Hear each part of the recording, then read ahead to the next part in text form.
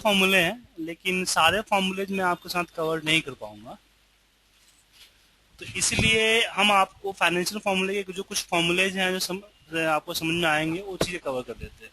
I think financial formula मैं पढ़ा चुका हूँ ना आप लोगों को, पीएमटी एफबी पीवी नहीं पढ़ाया,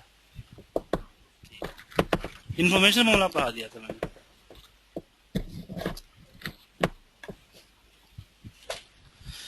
चलिए, तो फाइनेंशियल फॉर्मूला हम पढ़ाते हैं आपको आज।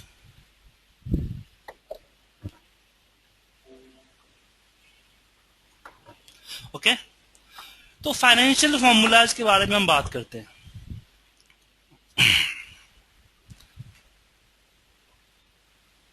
सबसे पहले बात करते हैं प्रीमियम का, कि हमारे पास अगर प्रिंसिपल 50,000, मैंने मान लो किसी से आपने 50,000 का लोन लिया, भाई 50,000 लोन लेने अमाउंट नहीं है लेकिन फिर भी लिया,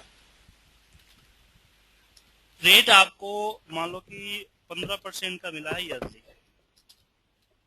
टाइम आपके पास है मान लीजिए 5 ईयर, आपको ईएमआई निकालना है कि पर मंथली ईएमआई कितनी होगी मेरी। अगर 50,000 रुपये अगर हम लेते हैं, 15% ईयरली इंटरेस्ट रेट है, 5 साल का है, तो मैं 50,000 रुपये कब तक लौटा पाऊंगा ईएमआई के थ्रू। ठीक है, तो उसके लिए हमारे पास जो फॉर्मूला आता है वो फॉर्मूला आता है पीएमटी का फॉर्मूला। पीएमटी में अब यहां नीचे फॉलो कीजिए, रेट आपका इंटरेस्ट रेट है, लेकिन इंटरेस्ट रेट ईयरली है, इसलिए आपको डिवाइड करोगे 12 से। ठीक है, एनपीआर नंबर ऑफ पेमेंट पर interval, time multiply by 12, number of payment for interval 1, total कितने हुआ। ठीक है, क्योंकि 5 अगर मैंने यहाँ पे अगर डिवाइड किया या इसको मंथली किया है तो मुझे टाइम भी मंथली करना पड़ेगा, मंथ में लिखना पड़ेगा। उसके बाद आपका आता है पीवी, ये आपका प्रेजेंट वैल्यू है, रैकरिंग अकाउंट तो नहीं है ना, आप पहले 50,000 लेके फिर पैसे वापस कर रहे हो, इसलिए यहाँ पे 50,000 को सिलेक्ट कर लेंगे। और पीएमटी का जो फॉर्मूला हमेशा, जो भी फाइनेंशियल फॉर्मूला है वो हमेशा आपको माइनस में रिजल्ट देता है, मैं कल भी बताया था आपको। तो इसके लिए आप अगर प्लस में करना चाहते हो तो एवीएस का फॉर्मूला यूज कर सकते हो। अब क्वेश्चन ये उठता है, क्या ये सही रिजल्ट दे रहा है, इसको प्रूफ करना है। हो सकती है एक्चुअली कैलकुलेशन क्या है क्या नहीं, हमें क्या पता, किसी ने आपसे एक क्वेश्चन कर दिया कि इसको प्रूफ करो कि सही है गलत है, तो प्रूफ कैसे करोगे।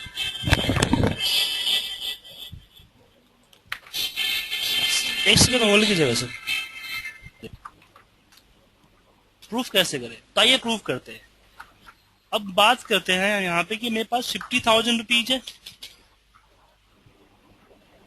ठीक है, 50,000 रुपीज का अगर हम एक महीने का इंटरेस्ट निकाले तो इंटरेस्ट रेट क्या है, 15 है ना, हाँ 15% डिवाइड बाई 12, और एक महीने के एंड तक क्या इंटरेस्ट बन जाएगा 625, मतलब कि महीने के एंड तक क्या हो जाएगा आपके पास मूलधन क्या हो जाएगा, और दिया कितने इतना है 11,18551 11,89,8950। ओके, कपिल जी बैकग्राउंड से शोर आ रहा है आपके, तो नेक्स्ट मंथ हमारा कितना बच जाएगा अमाउंट, तो नेक्स्ट मंथ में जो चलेगा इस पे चलेगा। ऐसे कितने महीने हमारे पास, 5 महीने, 5 साल है तो 60 महीने हो जाएंगे। अब इसको 60 महीने तक हम ड्रैग कर देंगे,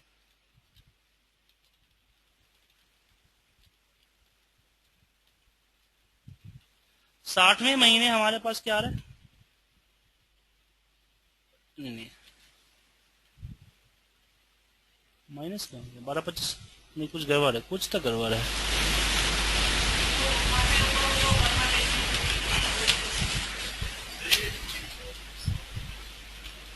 पंद्रह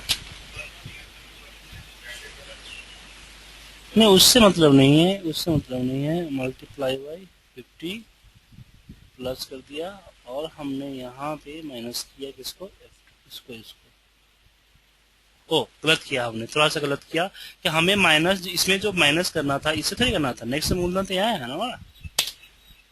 अब सही होगा, आ गया लास्ट में।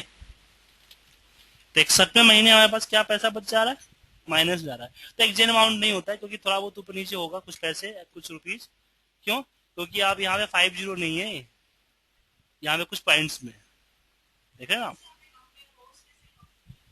क्या बोल,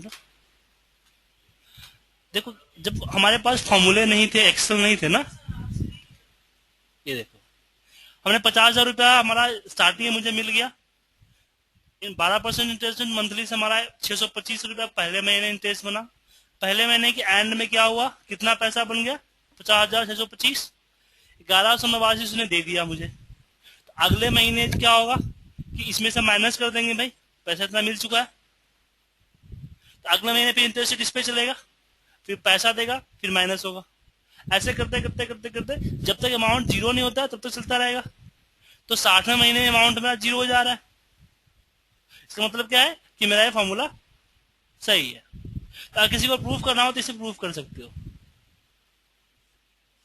जब फॉर्मूले नहीं हुआ थे, जब पीएमटी पीवी फॉर्मूले नहीं थे, लोग ऐसी कैलकुलेशन करते थे हर महीने का। ठीक है, एक कैलकुलेशन आज का नहीं, बहुत पुराना है, क्योंकि ब्याज से पैसे देना आज का रिवाज नहीं है, सदियों से चला आ रहा है। ठीक है, अब क्वेश्चन उठता है कि मैं इसमें कुछ चेंज कर रहा हूं।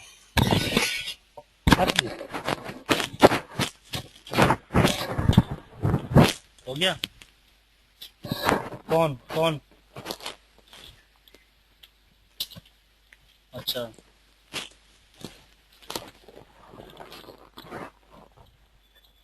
हम्म, हम्म,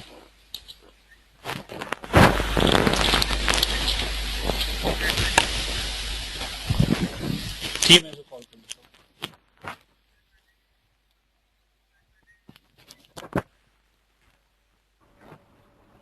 तो मैडम आई क्या? ठीक, बस। हेलो। हाँ सर, बैठा हूँ यहीं पे हूँ। तो मैडम आई मैडम। हाँ मैडम आई है। अब बात यहाँ पे हो रही है कि हमारे पास यहाँ पे प्रिंसिपल है 5,000। अब यहाँ पे क्या है कि हम पैसा पहले लोन ले चुके हैं। अब बात होती है रैकरिंग अकाउंट की, कि मुझे 5 सालों बाद 7% बैंक मुझे रैकरिंग अकाउंट में दे रही है, तो मुझे 50,000 चाहिए। तो मैं कितना रुपया महीना जमा करूं जो आफ्टर 5 ईयर 7% इंटरेस्ट रेट से मुझे 50,000 मिल जाए। कंसेप्ट वही है, लेकिन उल्टा इसमें क्या है कि हम लोन ले चुके हैं, इसमें क्या है हम सेविंग कर रहे हैं। समझ गए? तो इससे भी हम पीएमटी का ही फॉर्मूला लगाएंगे। और वैसे दोनों के लिए एक कैसे हो सकता है, तो मैं आपको कंसेप्ट बताता हूं। सेम कंसेप्ट होगा, डिवाइड बाई 12 मल्टीप्लाई बाई 12। यहाँ पे पीवी आपका जीरो है, क्योंकि प्रेजेंट में आपके पास कुछ नहीं है। अब 50,000 आपको मिलने वाले हैं फ्यूचर में, इसलिए यहाँ पे क्या हो जाएगा, एफ बी, फ्यूचर वैल्यू। तो 698.39 रुपीज अगर मंथली जमा करते हो तो 7% के इंटरेस्ट रेट से 50,000 रुपये 5 सालों में मिलेंगे। क्लियर है? कोई डाउट इसमें? कहाँ जीरो? ये पीवी जीरो हो गया ना, present value, present value zero है ना। मतलब कि यार इसमें ऊपर आपने देखा यहाँ पे प्रेजेंट वैल्यू था, मतलब 50,000 मुझे मिल चुके थे, लेकिन ये 50,000 तो मुझे फ्यूचर में 5 साल बाद मिलने वाले हैं ना, तो पीवी जीरो हो जाएगा ना। क्लियर है? कोई डाउट इसमें? तो आपने अमाउंट ईएमआई निकाला दोनों देश से। अब बोलता है कि मुझे महीने महीने पैसा नहीं जमा करना है, मैं इकट्ठा एफडी करना चाहता हूँ, कि मैं 50,000 रुपीज में एफडी कर देता हूँ। बैंक मुझे 9% का इंटरेस्ट रेट दे रही है, ठीक है, और मैं 5 साल के लिए जमा करना चाहता हूँ। तो आफ्टर 5 ईयर मुझे 50,000 का कितना मिलेगा। तो आपको फ्यूचर वैल्यू निकालना हो तो आपका हो जाएगा एफडी, फ्यूचर वैल्यू। ठीक है, फिर इसको मैं ये करता हूं, रेट हमारा rate divide by 12, time multiply by 12, PMT हमारा 0 है, पीवी हमारा ए है, मैं प्रेजेंट वैल्यू 50,000 ये बैंक को दे रहे हो ना आप, ठीक है। कोई डाउट इसमें? मुझे नहीं पता, बहुतों ने पूछा, बहुतों ने पूछा मुझसे कि पीएमटी का फुल फॉर्म क्या होता है, और मैं बोला कि मैंने ये जवाब दिया कि मुझे इसके बारे में फिलहाल तो नॉलेज नहीं है, देखता हूँ सर, दाय ढूंढते हैं, ताकि बहुतों का सवाल का जवाब मिल जाएगा। पीएमटी स्टैंड फॉर,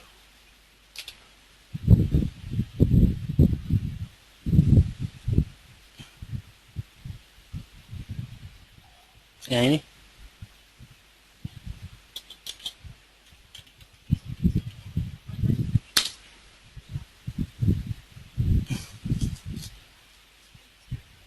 यहाँ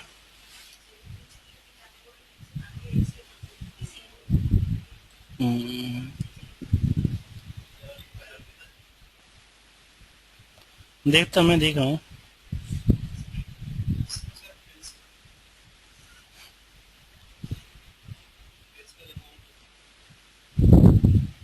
पता नहीं, मुझे भी नहीं पता इसके बारे में। जरूरी थोड़ी कि जो फॉर्मूला बना है कोई अपने नाम पे तो फॉर्मूला बना देता है।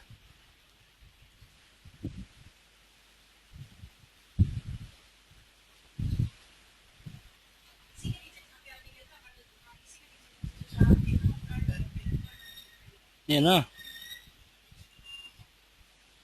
तो मीनिंग है तो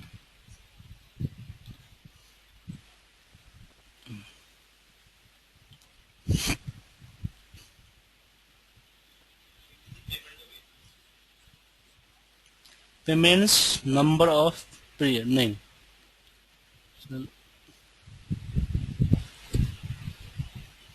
कुछ हो यार, रहने दो, क्या करना है, यू जानो ना, स्टैंड करके क्या जानना है full form.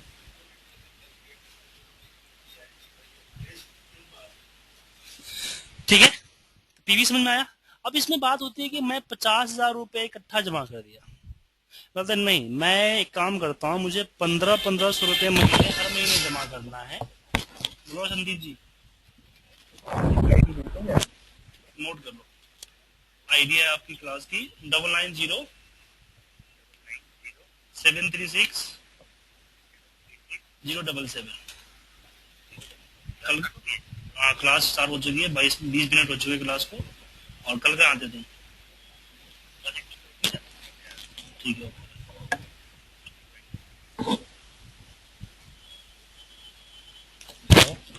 Hello, yes morning Rahul बात कर रहे हैं। सर, मुझे 1 घंटे में फोन करोगे, मैं कहीं बैठा हूँ।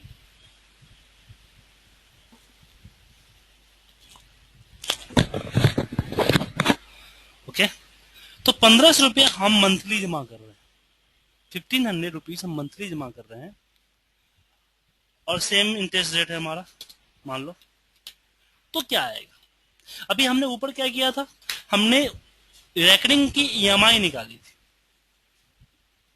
बट यहाँ पे क्या है कि मैं यहाँ पे रेकरिंग की अमाउंट नहीं, हम यहाँ पे रेकरिंग की ईएमआई है, तो मुझे अमाउंट पता करना है। हमने ईएमआई पता की थी, अब मुझे बस ईएमआई है। मैंने किसी को आपने समझाया कि 50,000 रुपये जमा करो 9% से, तो 5 साल में आपको 78,000 मिल जाएंगे, तो उसने जवाब दिया यार मैं 1500 महीना जमा करूंगा तो मुझे कितना मिलेंगे। तो उस केस में हम यूज करेंगे सेम फॉर्मूला, एफबी का यूज करेंगे, फ्यूचर वैल्यू का, क्योंकि हम फ्यूचर वैल्यू तो निकाल रहे हैं हम।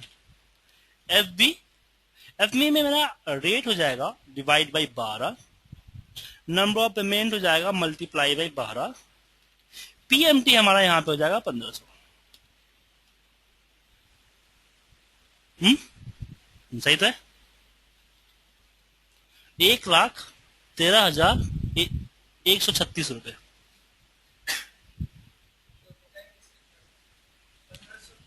मंथली जमा करोगे 9% के इंटरेस्ट रेट से 5 सालों में, 1,13,136 रुपये मिलेंगे।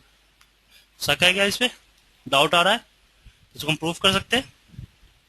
कैसे प्रूफ करेंगे? 1500 रुपया मिला, 9% का ईयरली है, डिवाइड बाय 12 मंथली निकल गया। पहले मंथ में क्या इंटरेस्ट बना, तो मंथ के एंड तक कितना हो गया, अगले महीने दैट प्लस 1500। ठीक है, तो अगले महीने का जो प्रिंसिपल क्या हो जाएगा, ऐसे ही आपका कितना 5 साल है तो 60 महीने तक चलेगा।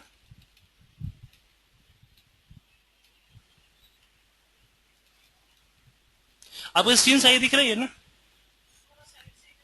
कटा हुआ है तो बोलना चाहिए था पहले।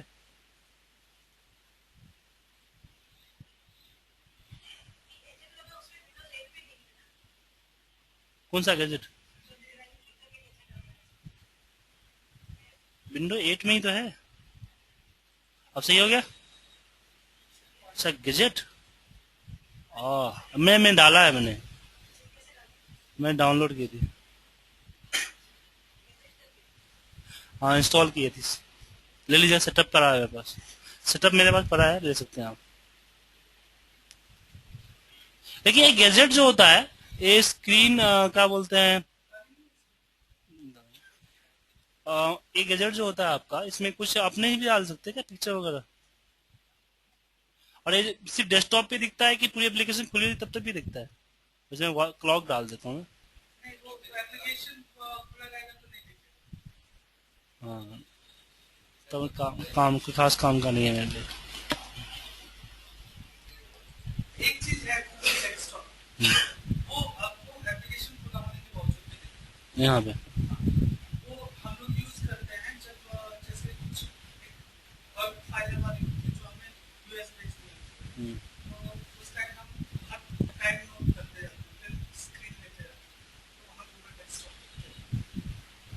ठीक, बाद में देखते हैं इस बारे में। सही है। 1 लाख, ये 60वें महीने पे चाहिए ना मुझे, 1,13,136.20 प्रूफ कर दिया मैंने। इसको छोड़ो।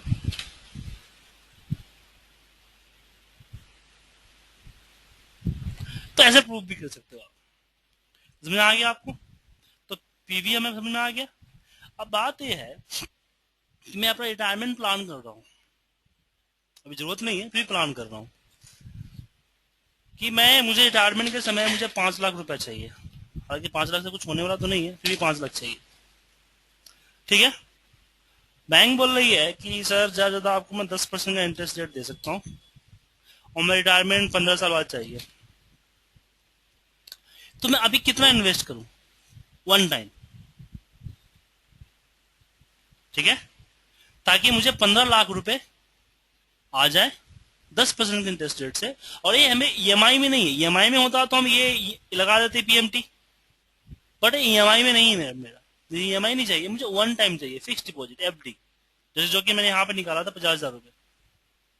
तो उस केस में हम लगाएंगे पीवी, पीवी मतलब प्रेजेंट वैल्यू। प्रेजेंट वैल्यू में आपका हो जाएगा rate divide by 12, NPR multiply by 12, PMT 0 है, और एफडी आपके पास 50, ये है आपका 5 लाख। तो मैं 1,12,260 रुपए का भी मैं एफडी कर देता हूँ 10% से, 15 साल में मुझे 5 लाख मिल जाएगा। टू लॉन्ग ना? इससे ज्यादा मैं इससे ज्यादा यूट्यूब दे देगा, इससे ज्यादा यूट्यूब दे देगा 15 साल में। यूट्यूब, हाँ पिछले महीने किए थे $19, 19, इस महीने 27 हो गए। तो आपको पे करना पड़ता है कि वो पे करता हूँ। मतलब उसका एड्स लेने के लिए, मेरे वीडियो पे यूट्यूब ऐड क्यों ना लेगा? क्योंकि वो ज्यादा मतलब हम लोग अगर यूज कर रहे हैं यूट्यूब, अगर यूट्यूब पे मैं वीडियो अपलोड करता हूँ, कोई तुम देखते हो, तो उससे यूट्यूब का फायदा क्या होता है? जो उसमें एड्स हैं उससे मेरा भी ऐड आता है गूगल पे, पता है आपको? पेड ऐड आता है। अगर आप गूगल के अंदर में कोई भी एक्सेल वगैरह सर्च करते हो तो मेरा आता है, पेड ऐड आता है। मैं भी गूगल को पेड करता हूँ ऐड के लिए।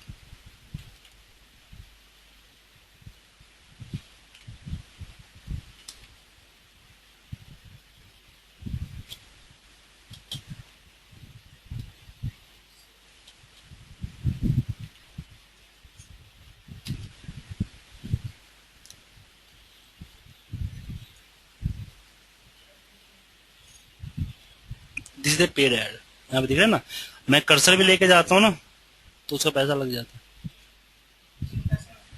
ये गूगल चार्ज कर देता है।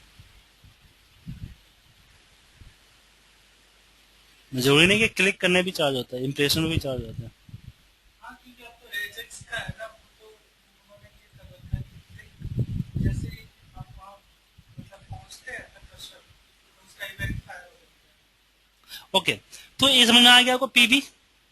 अब आगे बढ़ते इसमें कि मान लीजिए कि आपने मतलब कि आपको बैंक ने 50,000 रुपये दिया है,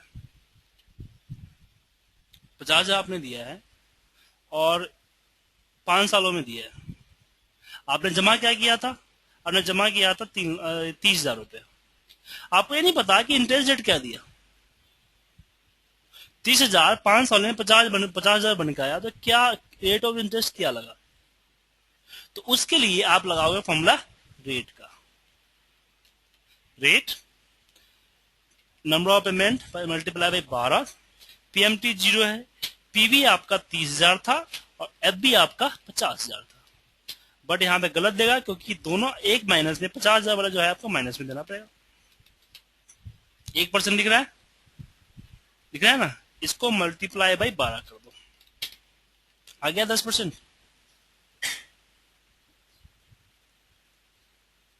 क्योंकि ये मंथली निकाला ना,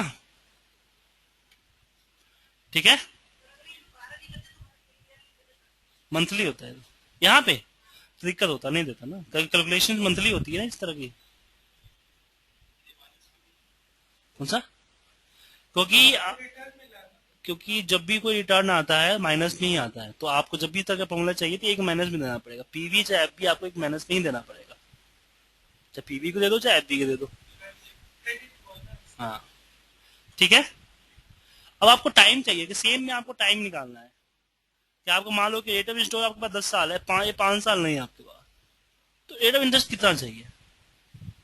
रेट ऑफ इंटरेस्ट आपके पास है, आपके पास पीवी है एफबी है, आपको टाइम नहीं, तो टाइम निकालने के लिए होता है एनपी, रेट डिवाइड बाई 12 कर दिया मैंने, पीएमटी 0 है, पीवी हमारा 50,000 है, नहीं पीवी 30,000 है और एफबी हमारा 50,000 है। 60 आया, इसको 12 से डिवाइड कर दो, आ गया 5 साल। ठीक है, तो डाउट इसमें? अब बारी आती है कि मैं जैसे ऊपर बताया था कि मैंने लोन लिया था, हमने 50,000 रुपीज लोन लिया था 15 साल में, 15% से 5 सालों के लिए। तो 5 सालों में 60 होते हैं ईएमआई, मैंने 24 ईएमआई पे कर दिए और उसके बाद बोलते भैया फुल एंड फाइनल करो, मुझे पेमेंट नहीं देना है आपको आगे। तो वो बोलेगा कि आपका जो है हमने 11,000 के हिसाब से जो है 28,000 पे कर दिया है, आपका 22,000 बचता है। सही है? नहीं, क्योंकि जो ईएमआई दे रहा है 1189 रुपया, जिसको हमने प्रूफ यहां पे किया था, 625 रुपया इसका इंटरेस्ट है ना, उसका 625 रुपया इंटरेस्ट जा रहा है और क्या बचा? 554 रुपये तो असल गया उसका, यानी कि प्रिंसिपल। तो उसने जो 24 ईएमआई में उसने प्रिंसिपल से जो पैसे दिया है वो क्या कितना दिया है? उसने दिया है आपका 15,686, मतलब कि 35,000 रुपया तो उससे लेना ही है, 34,000 रुपया समथिंग। समझे? समझ में आया? और पता चला क्रेडिट कार्ड का बिल बढ़ता कैसे है?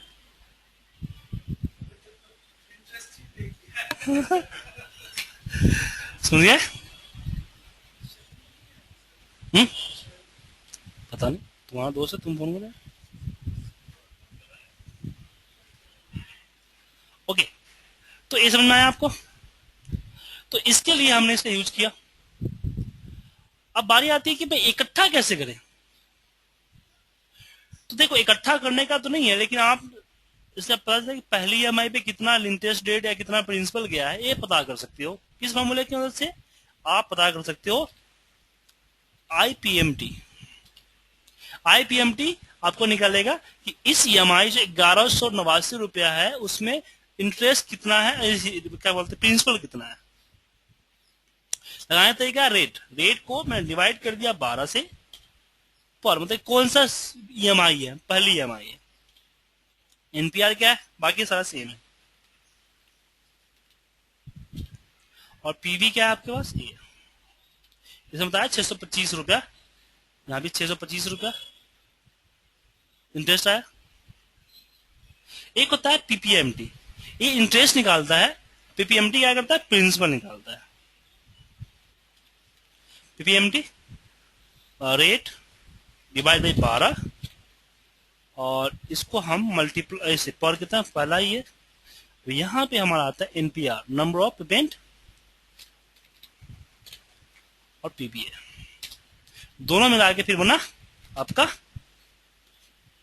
1189। हाँ, ऐसा सेकेंड इंस्टॉलमेंट कर देगा, फिर थर्ड का दिखाएगा, फिर फोर्थ का दिखाएगा। धीरे धीरे आपका इंटरेस्ट रेट कमेगा और आपका प्रिंसिपल बढ़ते चला जाएगा। बट प्रॉब्लम है कि मुझे तो 24 का इकट्ठा चाहिए ना, 24 का इकट्ठा चाहिए। या अभी 24 नहीं, फिलहाल हम करते हैं 5 का इकट्ठा चाहिए।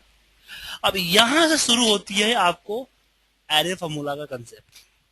अब यहाँ पे कोई फॉर्मूला नहीं है मेरे पास जो 24 तक का ईएमआई का प्रिंसिपल दिखा दे। हमें इस तरह से एक एक करके यहाँ पे लिखना पड़ेगा, देन उसका टोटल रखना पड़ेगा। समझ आया? तो मैं एरे फॉर्मूला बोल रहा था आपको, मैं एरे फॉर्मूला कोई फॉर्मूला नहीं है, फॉर्मूला लगाने का कंसेप्ट है। अब मैं पीएमटी फॉर्मूले को कुछ ऐसे लिखूंगा, आईपीएमटी फॉर्मूले पीपीएमटी फॉर्मूले को ऐसे लिखूंगा जो कि मुझे एक ही सेल के अंदर 24 सेल का रिजल्ट दे देगा। ठीक है ना? कैलकुलेशन सेम प्रोसेस से करेगा, लेकिन वो बैकएंड के अंदर में करेगा। तो चलिए करते हैं। हमें सम निकालना है, तो एरे फॉर्मूला मैथमेटिकल फॉर्मूले पे चलता है, या फिर ऐसे फॉर्मूला जिसकी इनपुट जिसका आउटपुट आपका नंबर है, इसका मैच का। कोई कहे कि वीलुकअप पे एरे लगा दे, तो वीलुकअप पे एरे पॉसिबल नहीं है। कल मैं चीज में बताया था। यहां पे हम क्या करेंगे, सम करना है किसका, PPMT. PPMT rate divide by 12। अब यहाँ पे पेयर, आपको हर बार सारा फॉर्मूला तो आपका सेम था, हर बार चेंज क्या करना था, पर ही तो चेंज करना था। तो इस पर को आप क्या करो, कर्ली ब्रैकेट में 1 2 3 4 एंड 5। तो जितना कर्ली ब्रैकेट में लिखूंगा उतने टाइम क्या हो जाएगा, रिपीट हो जाएगा लूप की तरह। ठीक है? बाकी जो आप नॉर्मल जो टाइप कर रहे हो वही दे दो आप।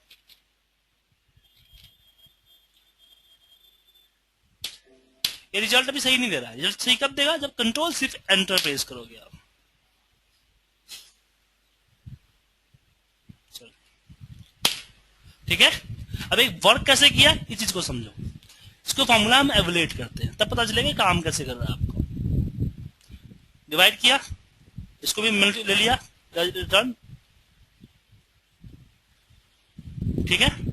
अब क्या करेगा पीपीएमटी, क्या करेगा, रिजल्ट 1 नहीं देगा, रिजल्ट 5 देगा। अब पता चला कि हम सम में क्यों लगाते हैं, मैथमेटिकल फॉर्मूला में क्यों लगाते हैं, क्योंकि लूप के तरह से 5 रिजल्ट अलग अलग दे दी। बट स्टेटमेंट रूल क्या करता है कि एक सेल में किसी एक ही सेल का वैल्यू आएगा। कॉमा का मतलब क्या हो गया, कॉलम्स।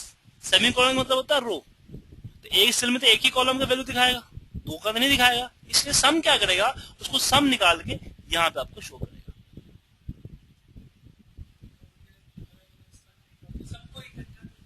हाँ, अब क्वेश्चन ये उठता है कि सर बात तो सही है, लेकिन मैं यहाँ पे 24 कर रहा हूँ, तो 24 का कैसे आएगा, मतलब मुझे 1 से 24 तक यहाँ लिखना पड़ेगा।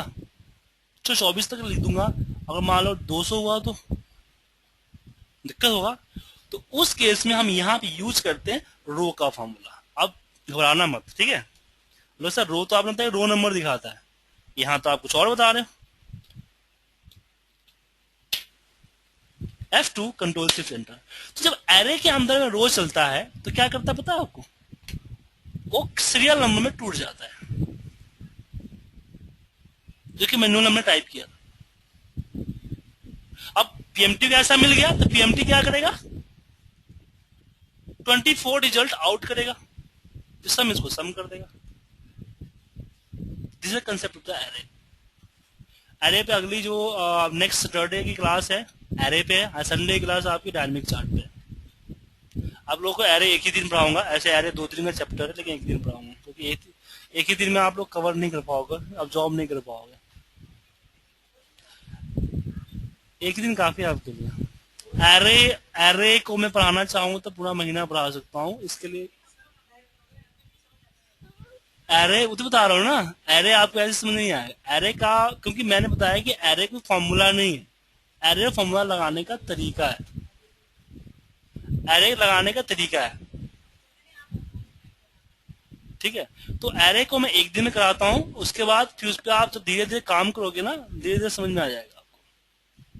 क्योंकि एरे पे चाहो तो हजारों एग्जाम्पल बन सकते हैं, एरे पे चाहो तो 5 भी काफी है, क्योंकि एरे कोई है नहीं, लिस्ट फॉर्मूला है ही नहीं कि भाई ये बताना ये बताना ये बताना। ये तो कंसेप्ट है, एक तरीका है, और हर किसी के पास अपने अलग अलग तरीके होते हैं। ठीक है, तो मैं आपको कंसेप्ट समझाऊंगा, कंसेप्ट काफी है आपके लिए। ऐसा समझ में नहीं, कॉलम कॉलम अगर डालते हो तो फिर कॉलम जैसे 124 आपने डाला ना, तो 124 नहीं आएगा। आपने एक आपने डाल दिया, एक रो डाल दिया, तो एक रो में कितने कॉलम होते हैं, 255, तो 255 रिटर्न करेगा वो। इसलिए यहाँ पे रो कॉलम नहीं डाल सकते, रो डालते हैं। हाँ, जहां पे स्प्लिट करने की बात आती है कि आप एक सेल की वैल्यू है, उसको आप किसी परसेंटेज, किसी स्पेस से, किसी से आप अलग अलग सेल में करना, अलग अलग कॉलम में करना चाहते हो, तो वहां पे आप कॉलम यूज कर सकते हैं। हाँ,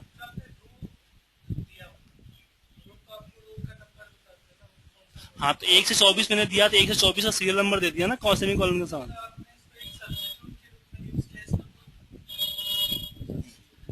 आगे आगे आपको नेक्स्ट सैटरडे को अच्छे से समझ में आ जाएगा, पहले इसको यहीं पे हम ब्रेक करते हैं। ठीक है, मैं आपको समझाया कि मैं आपको ये समझाया कि आपको इस फॉर्मूले से आपको ये पता चला कि हम एरे फॉर्मूला क्यों यूज करेंगे, क्योंकि अगली चैप्टर आपकी एरे फॉर्मूले की है। तो ये जानना बहुत जरूरी है कि आप एरे क्यों यूज करोगे। तो आपके सामने कि मैंने सिंपल सा एक प्रॉब्लम रखा कि एरे यूज नहीं करते, तो मुझे यहाँ पे इस फॉर्मूले को 24 सेल में नीचे कॉपी पेस्ट करना पड़ता और फिर उसका टोटल निकालना पड़ता। और डायनेमिक नहीं होता, हो सकता कोई 5 हो जाएगा, हो सकता कोई 30 हो गया, कोई 35 हो गया, कोई 40 हो गया। तो उसके लिए मुझे एक एरिया, एक सीट पूरा का पूरा देना पड़ता। ठीक है, कोई डाउट इसमें नहीं ना, नहीं होना चाहिए। अब आगे बढ़ते हैं हम डेटा मेनू बार की तरफ। हमने फॉर्मूला मेनू बार में हम देख ले थोड़ा सा क्या क्या बचा हुआ है आपका। फॉर्मूला मेनू बार में क्या है, नेम मैनेजर, डिफाइन नेम। ये भी बहुत इंपॉर्टेंट पार्ट है, लेकिन इसको आप समझोगे कहां पे, डायनेमिक चार्ट में। लेकिन फिलहाल मैं समझाता हूँ होता क्या आखिर। होता क्या है कि अब इस एरिया को कंप्यूटर किस नाम से जान रहा है, A1 से लेके G17, कौन सा, सीट 7। अगर मैं डिफाइन नेम में जाता हूं, इसका नाम मैंने डी डाल दिया, अब कंप्यूटर इसको डी के नाम से जानता है। अगर मुझे कहीं पे इसको कहीं पे इसको किसी फॉर्मूले में यूज करना हो तो मैं डी यूज कर सकता हूं। ठीक है, डी डालते पूरा रेंज में कवर हो जाता है। इसका बेनिफिट क्या होता है कि अगर आपको मान लो कि एक एक इनपुट दिए हुए हैं, अब हर जगह बहुत सारी जगहों पे उसका यूज करना होता है, फिर ड्रैग करना होता है, तो उसमें फ्रीजिंग का चक्कर होता है। तो उस केस में आप नेम डिफाइन कर दो, फ्रीज करने का झंझट नहीं होगा। ऑफसेट में हम इसका, ऑफसेट के कंसेप्ट में इसका यूज करते हैं, हम डेटा वैल्यूएशन में इसका यूज कर लेते हैं। ठीक है, चार्ट में इसका यूज करते हैं, और वीवी में तो बहुत ज्यादा यूज करते हैं। डिफाइन नेम मैनेजर के जरिए आप देख सकते हो कितने नेम डिफाइन है। ठीक है, और कोई चेंज करना है, कोई बढ़ाना घटाना है तो बढ़ा कर चल गया। हाँ, नेम मैनेजर से आपको चलो एक छोटा सा एग्जांपल मैं समझाता हूँ। आप जानते हो कि वी लुकअप क्या, मतलब हम सिर्फ लुकअप में सिर्फ टेक्स्ट लुकअप कर सकते हैं, पिक्चर्स लुकअप तो नहीं कर सकते। आज मैं आपको पिक्चर्स लुकअप करना सिखाता हूँ। क्या हो इसको रहे हो? ऐसे इसलिए आई सर, मतलब कभी सोचा भी नहीं कि पिक्चर भी लुकअप। चलो पिक्चर कौन सा उठाऊं? चलो यहाँ से उठाता हूँ, गूगल से उठाता हूँ सर।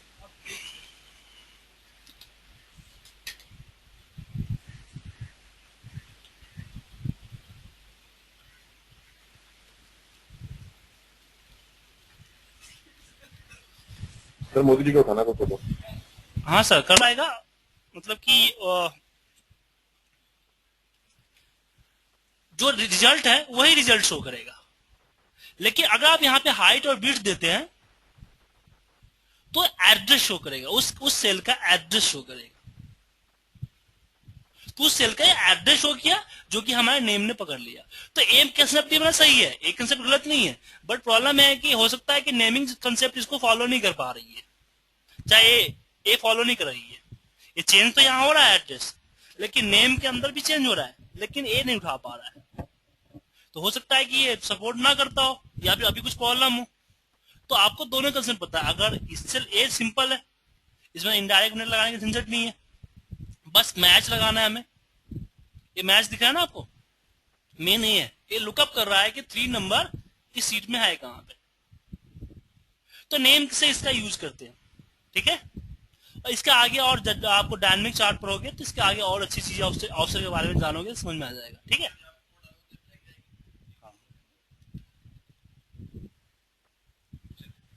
नहीं पिक्चर नहीं, यहाँ पे एन आ गया ना, एरर आ गया इसलिए चेंज नहीं हुआ। आपको यहाँ पे कंसेप्ट देना पड़ेगा कि एरर आया तो एक ब्लैंक पेज नॉट फाउंड दिखा है। इसका यूज हमने बेसिकली इस कंसेप्ट को बीवीए के तरीके में और अच्छे तरीके से करते थे, लेकिन हमने एक फॉर्म बनाया था। एक स्कूल का हमने डेटाबेस तैयार किया था। तो स्कूल का था ना कि बच्चे का जो ग्रेड कार्ड दिखे या फिर कुछ भी उसका रोल नंबर डालो तो उसका पिक्चर भी दिखे साथ में। तो हमने इससे इसको फॉलो किया था। हमने क्या किया, इस तरीके से हर सीट में उसके नंबर रोल नंबर डालता गया और इसमें डालता गया, फिर उसको मैं यहाँ से कॉल कर लिया, ठीक है। अब नेम मैनेजमेंट, डिफाइन नेम समझ में आ गया। उसके बाद आपके पास यहाँ आता है फॉर्मूला टेस्टिंग। तो आप जो टेस्ट फॉर्मूला, आपको पता करना है कि ये फॉर्मूला किससे डिपेंडेंट है, ठीक है। इससे कोई डिपेंडेंट है कि नहीं है, तो नहीं, इससे कोई डिपेंडेंट नहीं है। जैसा है अब इसको डिलीट करना है, मुझे पता करना है कि इससे कौन कौन डिपेंडेंट है। तो ये आपको बताएगा कि इससे कौन कौन डिपेंडेंट है, ठीक है। रिमूव एरर, सारे एरर रिमूव कर सकती है। ये फॉर्मूला अलर्टिंग मोड होता है, सिर्फ फॉर्मूले दिखाएगा सबका, वापस हटाओगे तो हट जाएगा। ये होता है आपका एरर चेकिंग, जहां जहां एरर होंगे वहां बताएगा, तो जहां जहां एरर आ रहा है, ठीक है। और ये तो पता ही है आपको। वॉच विंडो क्या होता है कि कभी भी हम कुछ ढूंढते हैं तो उसको हम वॉच विंडो में रख लेंगे, तो नेक्स्ट टाइम उस पर वापस जाने के लिए हम उसको क्लिक करके जा सकते हैं। जब मैं किसी और सीट पे हूँ और मुझे वापस वहां जाना है तो वॉच विंडो पे जाऊंगा, डबल क्लिक करूंगा तो वहां पहुंच जाऊंगा। तो जब आप लोग क्यूसी वगैरह करते हो, ऑडिट वगैरह करते हो, तो आप लोग क्या करते हो, कुछ गलतियां मिलती है तो आप लोग हाईलाइट कर देते हो। फिर हाईलाइट को ढूंढने में मुश्किल होती है, तो हाईलाइट करने के साथ साथ उसको वॉच विंडो में डालो, ताकि यहाँ पे आपको लिस्ट मिल जाएगा। फिर उससे आप उस पर जाकर उस चीज को सही कर सकते हो,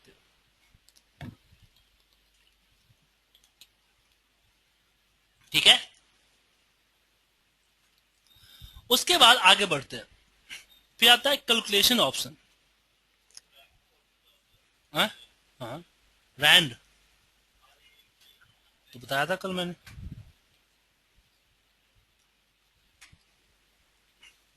कैलकुलेशन ऑप्शन, ये चीज समझो। अब यहाँ पे कहाँ गया, ये पे। अब मैं यहाँ पे अगर 50 चेंज करता हूँ तो पूरा चेंज हो रहा है। कभी कभी आप लोग डाटा एंट्री करते थे तो ऐसे चेंज करते हो तो नीचे कैलकुलेशन टाइम आता है और थोड़ा देर हैंग होता है, कुछ सेकंड्स हैंग होता है। हर एंट्री पे हैंग होता है आपका, अगर बड़ी फाइल पे काम करो तो। जैसे आपको एंट्री करनी है या पाइवट लगाना है, फिल्टर यूज करते हो तो हर बार कैलकुलेशन दिखाता है। तो आप यहाँ पे कैलकुलेशन ऑप्शन में मैनुअल कर दो। फिर अगर कुछ भी चेंज करते हो तो फॉर्मूला आपका अपडेट नहीं होगा। फॉर्मूला कब अपडेट होगा, जब इस पे कैलकुलेट पे क्लिक करोगे। तो फिल्टर वगैरह यूज कर रहे हो तो इसको यूज कर सकते हो। क्या हुआ, प्रॉब्लम हो गई? या नीचे दिखाता है, यहाँ पे जैसे मैं 40,000 कर देता हूँ। फिर कैलकुलेट करो, हो गया। वापस इसको ऑटोमेटिक कर लो। हाँ, फिर ऑटोमेटेड करेगा। ऑटोमेटिक मतलब क्या होता है कि कोई भी चेंजिंग करते हो या डबल क्लिक भी करते हो एक्सेल के अंदर में, तो आपका बैकएंड में फॉर्मूला ऑटोमेटिक हर एक पूरे फाइल की फॉर्मूला हर फॉर्मूला कैलकुलेट करेगा। हाँ हाँ हाँ, तो टाइम कम कंज्यूम होता है, तो डेटा कम लगती है, इसका यूज कर सकते हो। ठीक है। और बाद में जो सॉल्यूशन नाम का आ रहा है, ये आप लोगों के सिस्टम में नहीं आ रहा होगा, ये एड इन्स है, मैंने ऐड किए।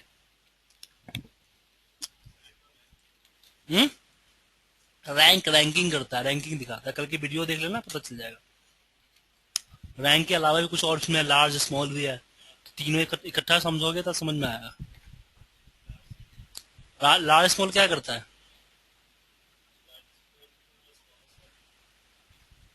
तो मैं टॉप 5 ही नहीं, टॉप जो भी नंबर दोगे आप, आपको मैंने टॉप 2 नंबर देखने हैं, तो 2 डालोगे तो लार्ज 2 दिखा देगा, जो पहला लार्ज छोड़ देगा तो सर मैक्स की तरफ समझ लो ना, कि मैक्स में क्या सबसे मैक्सिमम वैल्यू देती है, लेकिन लार्ज क्या करता है, सॉरी लार्ज क्या करता है कि मैक्सिमम में पहला छोड़ देगा दूसरा दिखाएगा। अगर आप 3 करते हो, पहला दूसरा छोड़ के तीसरा दिखाएगा। मतलब कि आप रैंक देते हो कि भाई मैं तीसरे रैंक के नंबर चाहिए, तो नंबर देता है आपको। रैंक क्या, तुम्हारा रैंक फॉर्मूला क्या करता है कि मेरा जो नंबर है और नंबर रैंक निकालना है, तीसरा नंबर निकालना है। कि अगर मैंने पता किया कि मेरे पास इस डेटा में पहले नंबर पे 40,000 है, ठीक है, दूसरे नंबर पे मान लो तुम्हारा ये है 29,310, 39,310, है ना। तो मैं बोलता हूं भैया 29,522 का क्या पोजीशन है, दैट कॉल रैंक। ये आपका रैंक वर्क करता है। रैंक नंबर डालो, रेफरेंस डालो, यहाँ पे ऑर्डर कि बढ़ते हुए चाहिए या घटते हुए चाहिए, 0 पर घटते हुए, ये क्या होगा, ये है नहीं। क्यों नहीं है? क्योंकि यहाँ पे पूरा पॉइंट वगैरह दिया हुआ, 29,522 आ गया, 15वां रैंक है इसका। तो मैं कहाँ पे था, मैं यहाँ पे था सॉल्यूशंस पे। सॉल्यूशन में से कंडीशनल सम है कि आप सम इफ्स की तरह यूज करते हैं, 2003 का फीचर्स थे, अब 2007 में इसका कोई खास यूज नहीं होता है।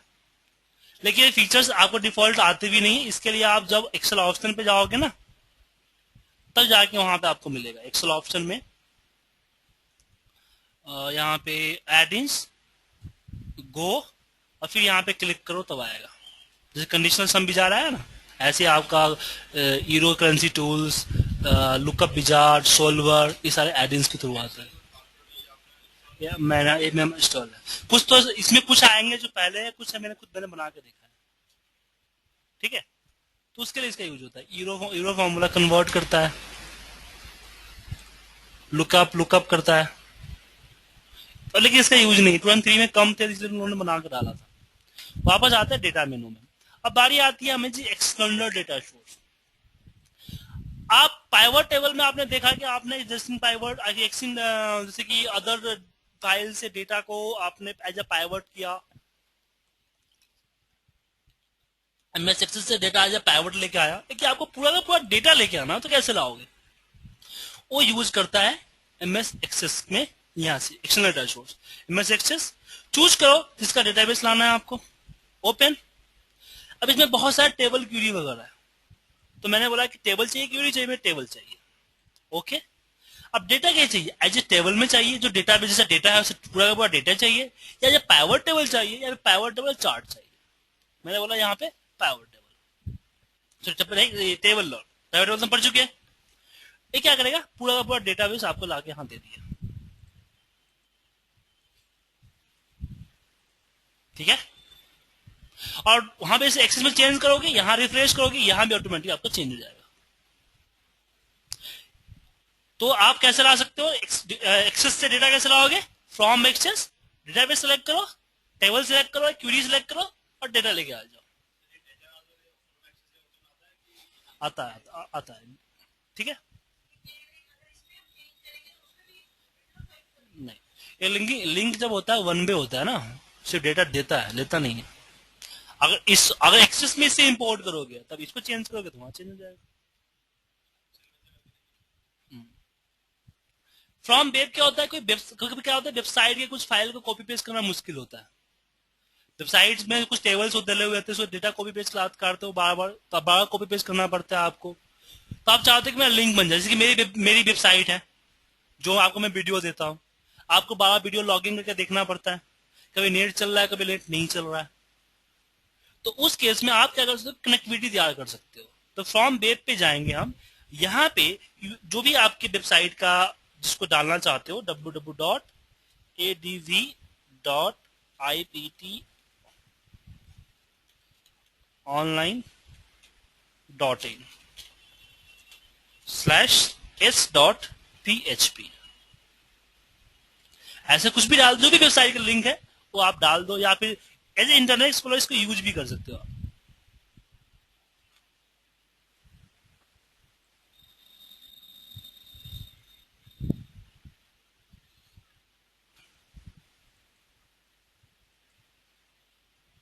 पूरा डालना पड़ेगा। आ गया ना, सॉरी आ गया। अब इसको कर दो इंपोर्ट।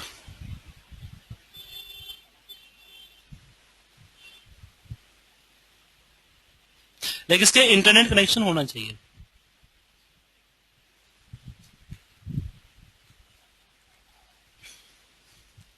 आ गया। वेबसाइट पे जैसे डेटा अपडेट होगा, रिफ्रेश कीजिए, यहाँ पे ऑटोमेटिक अपडेट हो जाएगा आपका। तो कोई वेबसाइट से डेटा कॉपी पेस्ट करने के बजाय इसका यूज कर सकते हो आप।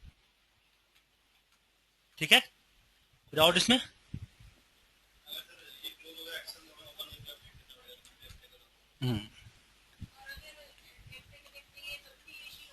ये तो रहेगा, तब तो रहेगा। रिफ्रेश करने में डेटा नहीं आएगा, नया डेटा नहीं आएगा। पुराना जो डल चुका है तो डल चुका है, कॉपी पेस्ट हो चुका है। ठीक है। फिर आता है फ्रॉम टेक्स्ट। कोई अगर टेक्स्ट की फाइल है, टेक्स्ट की फाइल है, उसको भी आप यहाँ पे इंपोर्ट कर सकते हो सेम ऐसे ही। SQL server, form SQL server से ला सकते हो डेटाबेस।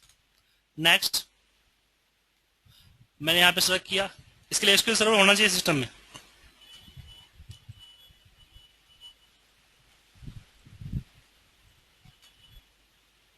आ गया, एसक्यूएल पे डेटा पड़ा है।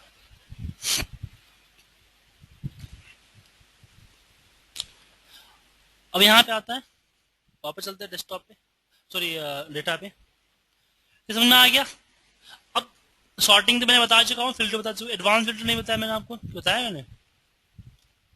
चलो एडवांस फिल्टर पढ़ते हैं। एडवांस फिल्टर के लिए एक डेटा लेते हैं हम कोई।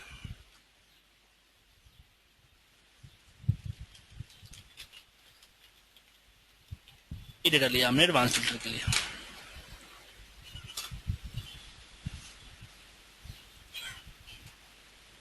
ठीक है, क्या हुआ, हेडिंग हट गया।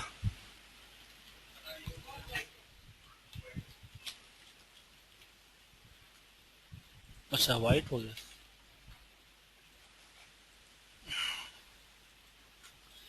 अब मुझे इसमें करना क्या है, फिल्टर लगाना है। तो एक क्या कस्टम एडवांस फिल्टर क्या करता है, चीज देखो। मान लो कि मुझे रिजॉल्व में चाहिए यस वाला, पहली कंडीशन ये है। दूसरी कंडीशन है कि अप सेल में ना होना चाहिए ग्रेटर देन 200। ठीक है, और रीजन हमारा चाहिए बेस्ट। समझ में। और मुझे रीजन में मुझे प्रोडक्ट है, प्रोडक्ट में इसमें कुछ नहीं चाहिए, इसमें चाहिए लैपटॉप। इसमें कई सारी कंडीशन से आपने डेटाबेस फॉर्मूला यूज किया था ना कल, सेम उसी तरीके से। तो इसके लिए क्या करना, पहले तो ये दो कंडीशन आ गई, और तीसरी कंडीशन में बोलता हूं कि मुझे एक और डेटा चाहिए जो कि रीजन में ईस्ट होने चाहिए। इस तरह से मल्टीपल कंडीशंस होती है ना, तो आप इसके लिए तीन बार फिल्टर कॉपी पेस्ट करना पड़ेगा। पहले फिल्टर में आप ए उठाओगे, दूसरी फिल्टर में ए उठाओगे, तीसरी फिल्टर में ए उठाओगे, 3 बार उठाना पड़ेगा डेटा। तो उस केस में हम यूज करते हैं एडवांस फिल्टर। एडवांस फिल्टर इसमें आता है आपको क्राइटेरिया रेंज। मैंने क्राइटेरिया रेंज सिलेक्ट कर लिया, हो गया फिल्टर। अगर डेटा को कॉपी पेस्ट करना चाहते हो तो उसके लिए भी अब एडवांस फिल्टर पे आओ, कॉपी टू अदर लोकेशन। लेकिन कॉपी पेस्ट सेम सीट पे ही होता है, अलग सीट पे नहीं होता है।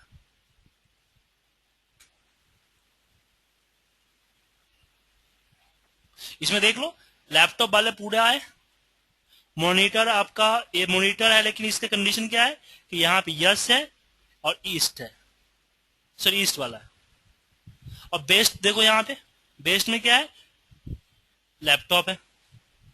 और बेस्ट देखो यहाँ पे, बेस्ट में मॉनिटर आया, बेस्ट में आया ना, बेस्ट में मॉनिटर, तो इसमें यस है और इसका सेल ग्रेटर देन 200 है।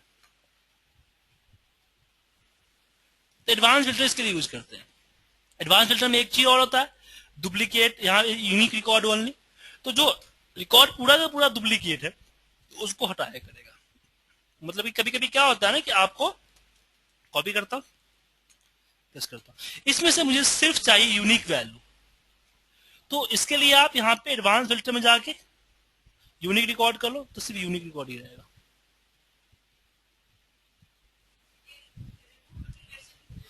लेकिन रिमूव डुप्लीकेट से आपका डेटा हट जाएगा ना, ये डेटा कॉपी पे जस्ट वहां से आई होगा, मन फिल्टर हो जाएगा आपका।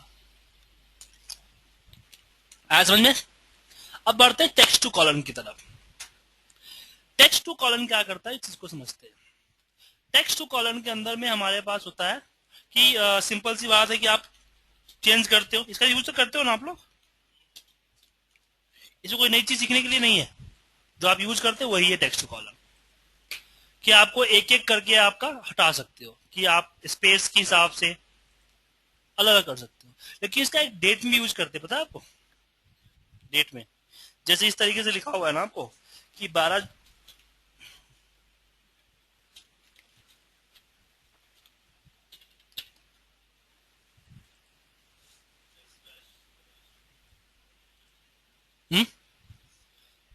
स्लैश छोड़ो गोली, अभी तो स्लैश लगाओगे तो 12वां महीना अगर आप स्लैश करोगे तो पता क्या हो जाएगा, ये हो जाएगा 4 दिसंबर। टेक्स्ट कॉलम में इसको कन्वर्ट कर देंगे हम डेट में। नेक्स्ट नेक्स्ट इसमें होता है DMY,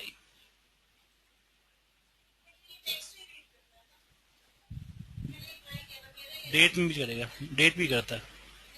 जैसे ये देखो ना, आपका इस तरह से डेट, आपका ये भी डेट लिखा हुआ है ना, ये पार्टिकुलर डेट है ना। अब मैं टेक्स्ट टू कॉलन करता हूं,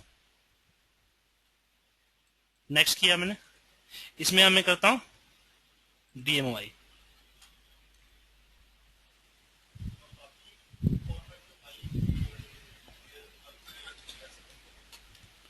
ये पूरा क्यों नहीं किया?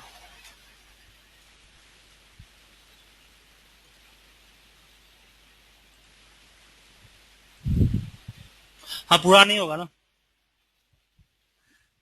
क्योंकि 13 कोई महीना थोड़ी होता है।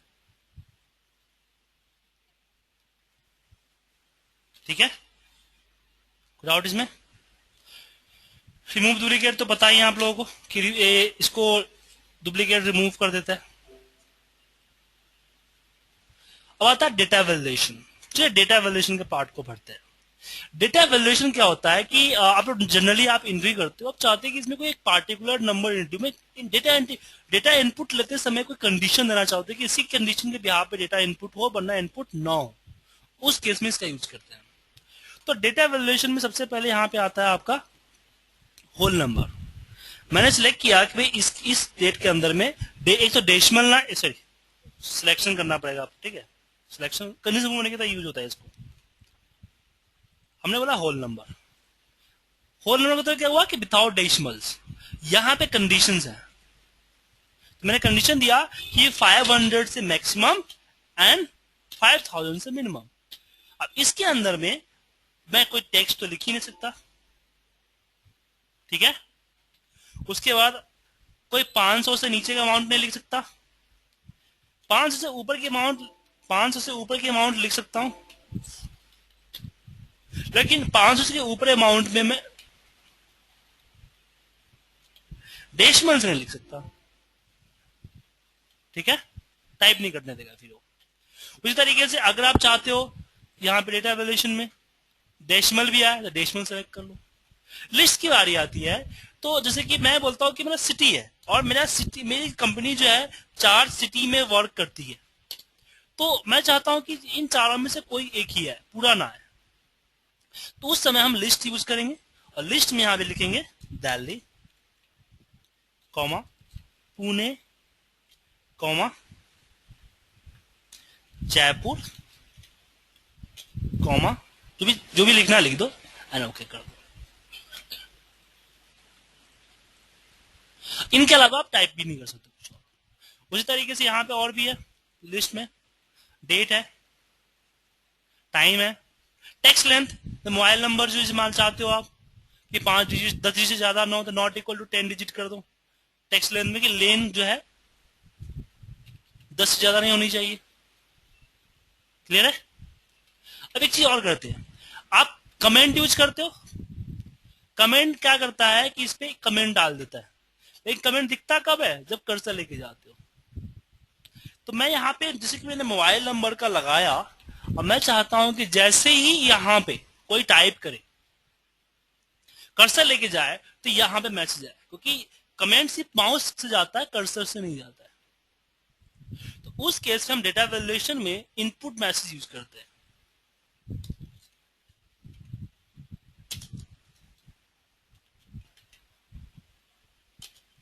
यहां कुछ डालना चाहते यहां डाल दो, तो कर्सर जाते ही दिख जाएगा आपको। ठीक है? अब प्रॉब्लम होती है कि अगर मैं इस पे टेक्स्ट लेंथ में मैंने बोल दिया इक्वल टू 10, अगर मैं इसमें कोई गलत चीज लिखता हूं तो एंटर मारते क्या होता है? एरर आता है। अब ये एरर समझ में आ रहा है कि है क्या आखिर? कोई बोले एक्सेल खराब हो गया यार, हटाओ इसको।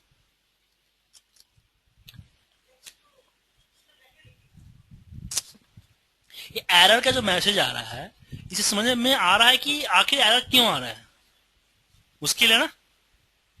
तो आप खुद के भी एरर मैसेज दे सकते हो डेटा वैल्यूएशन के अंदर में। एरर अलर्ट यहां पे लिख दीजिए रॉन्ग मोबाइल नंबर, ये टाइटल होगा आपका, चेक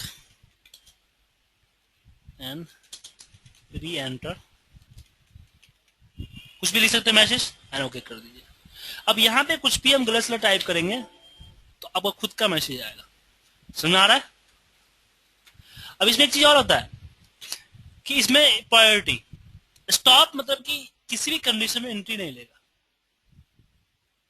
वार्निंग आपको वार्न करेगा, आप कंफर्मेशन दे दोगे, यस करते ले लेगा। ठीक है? और आपको यहां पे इंफॉर्मेशन जस्ट इन्फॉर्म करेगा। 3 तरह के। समझ आया आपको? विदाउट इसमें। अब आती है कॉन्सेलेटेड रेंज। चलो इसके बारे में समझाते हैं आपको। उसके लिए थोड़ा सा एक डेटा बनाते हैं।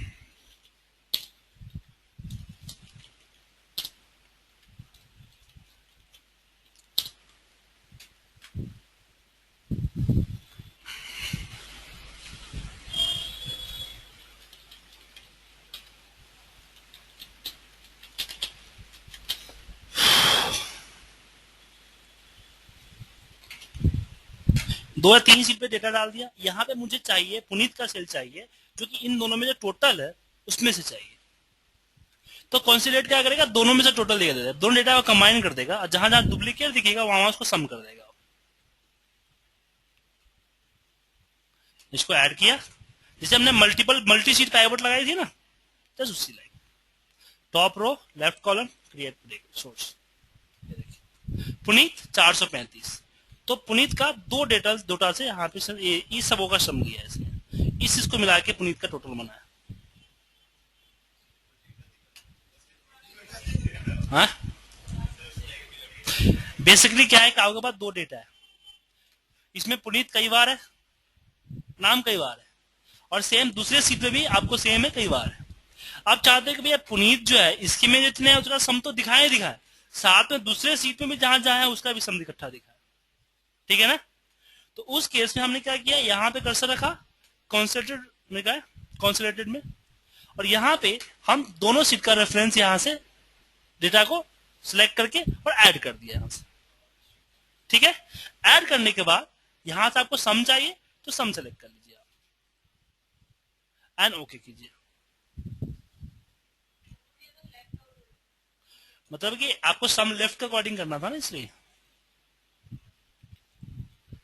लेफ्ट रो के अकॉर्डिंग करना था ना आपको। टॉप रो आपका हेडिंग होगा, उसको छोड़ना था। लेफ्ट कॉलम आपका हेडिंग है, उसको लेके आना था। लिंक, जिससे आपको पता चल रहा है कि ये सम किसका हुआ है। ठीक है? व्हाट इफ एनालिसिस के अंदर में एक सिनेरियो मैनेजर है, इसको मैंने डीवीडी में बताया था अच्छी तरीके से, आपने नहीं देखा? और डीवीडी में देखिएगा, वहां बहुत अच्छा समझाया मैंने। कोई बात नहीं, लेना मुझसे, यही बात है, समझा दूंगा मैं, आप सब देख लेना, वहां समझ आएगा ठीक है, तो मैं समझा दूंगा। गोल सीक पता है? नहीं कुछ नहीं है। जैसे कि 20 है, 30 है, 40 है, और इसका सम निकाला, सम 90 आया, सम मुझे 100 करना था, मुझे टोटल 100 चाहिए। तो गोल सीक की मदद से आप क्या कर सकते हो कि मुझे यहाँ पे टॉप 100 चाहिए। ठीक है?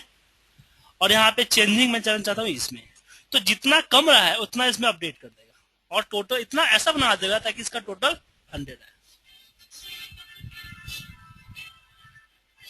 ठीक है?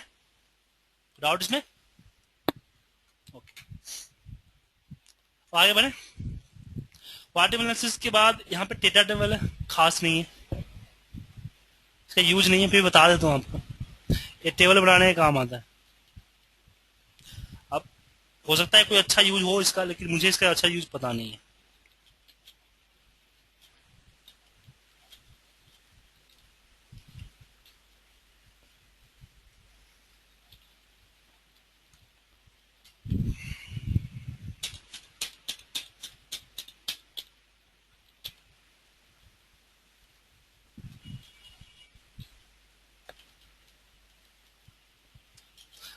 डेटा टेबल क्या करेगा, इसको सिलेक्शन कर ली मैंने, अब इस पे हमने यहाँ पे मल्टीप्लाई किया है ना, तो इसको मल्टीप्लाई करेगा, रिजल्ट यहाँ दे देगा, इसको मल्टीप्लाई करेगा, रिजल्ट यहाँ दे देगा। यही काम करेगा आपका, सेम पूरे में इसी सीक्वेंस में पूरा दोहराएगा। अब बस इसमें आपको ये दोनों सीक्वेंस दे देना है, बस इनपुट रेंज ये दोनों, बस जो ऊपर जैसे मल्टीप्लीकेशन हुआ है। क्लियर है? अब बात आती है ग्रुप अनग्रुप की। तो जैसे कि मैंने यहाँ पे इस तरह एक ग्रुप देख रहे हो ना आप, इस तरह ग्रुप देख रहे हो, आप चाहते हैं कि नहीं एक ग्रुप ना रहे, इसको सिलेक्ट करो और यहां से शो कर दो अनग्रुप, हट गया। ग्रुप रखना है तो वापस ग्रुप कर लो। सब टोटल सीखते हैं, लेकिन सब टोटल करने के लिए आपके पास डेटा जो है वो शॉर्टेड होना चाहिए। इसी को ले लेते हैं।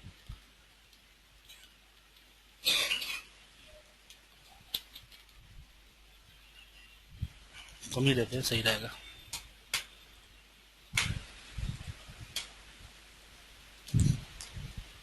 ठीक है? अब इसको डेटा को शॉर्ट कर लो। सबसे पहले डॉट शॉर्ट करना है, सब टोटल के लिए शॉर्ट करना जरूरी है। मैं प्रोडक्ट बाई शॉर्ट कर लिया, प्रोडक्ट बाई शॉर्ट करना है।